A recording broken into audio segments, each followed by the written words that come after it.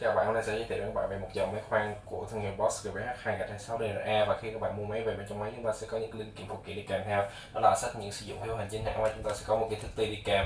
Và đây là cái máy của chúng ta. Trên cái hộp ngoài nó sẽ được làm bằng nhựa, và trên nó sẽ có thương hiệu của BOSCH được in nhập ở trên đây. Và đây là cái máy của chúng ta, và 3 chức năng khoan sắt, khoan bê tông và chức năng đục. Thì các bạn muốn chuyển cấp thì chúng ta cần bóp cái nút đỏ này, chúng ta xoay hết trên của nó.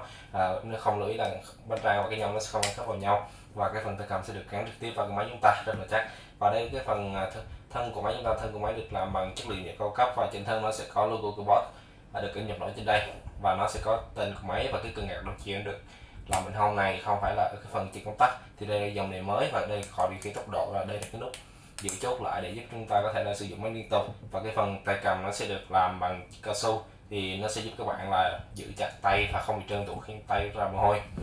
Và trên cái phần dưới bụng nó sẽ có những cái thông số kỹ thuật của chúng ta, sử dụng điện 220-230 công suất là 80W và được made in China. Và trên cái phần tem này chúng ta sẽ cạo này ra để chúng ta check được nó sẽ xuất xứ ở đâu.